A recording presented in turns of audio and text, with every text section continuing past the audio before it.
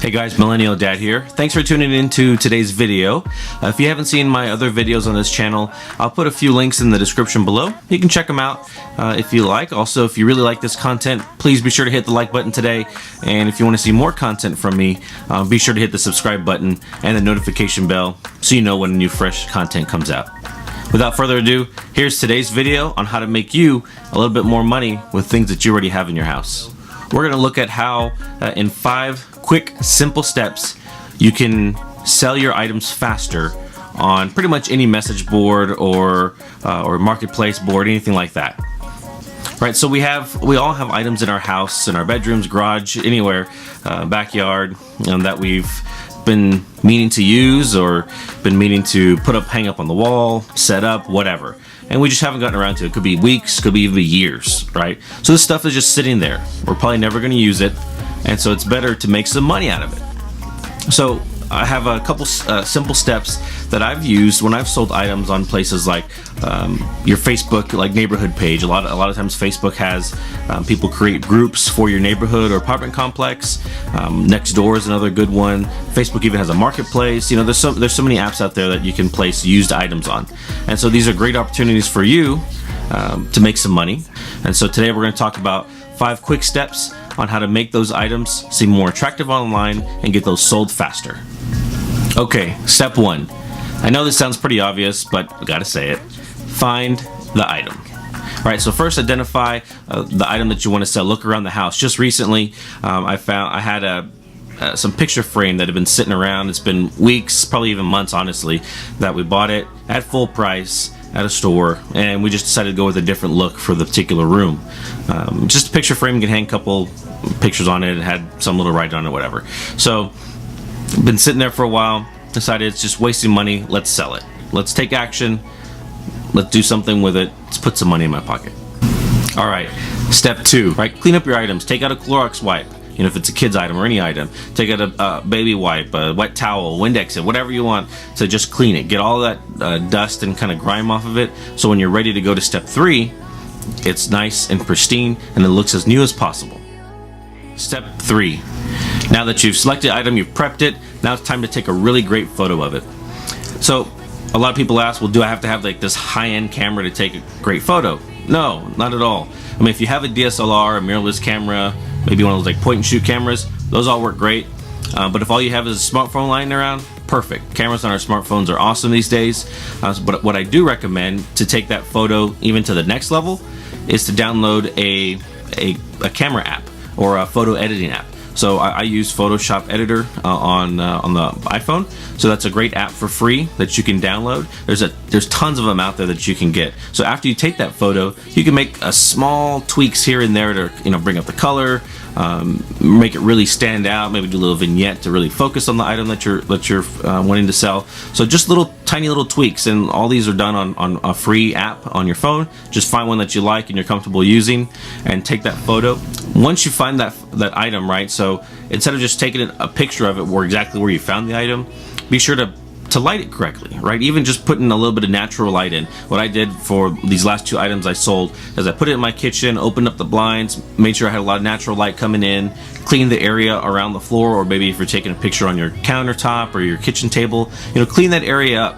Make sure that nothing else is in the way to take away from the item that you're selling.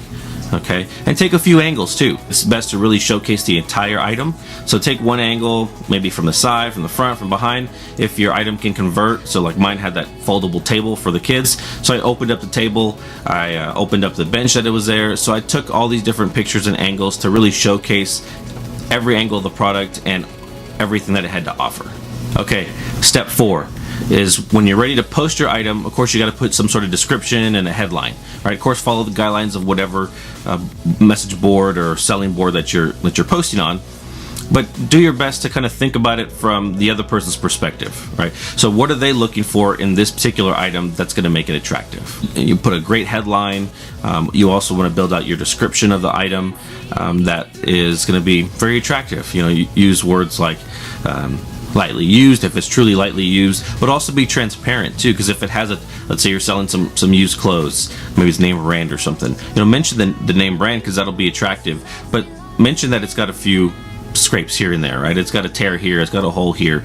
Maybe take pictures of those items, of that particular blemish as well. I mean, so you have to be transparent, and the seller will, I mean, the buyer will really appreciate that. So be transparent when you make those posts, but be descriptive. All right, so in the post that I had for this Fisher Price convertible thing, I said it was like new, it's used but taken care of, recently cleaned, great for toddlers who can eat on their own, great for sitting and doing crafts at a small table. So I try to put in a description that could attract a wide audience, right? And that goes to price too when you're posting and writing your description.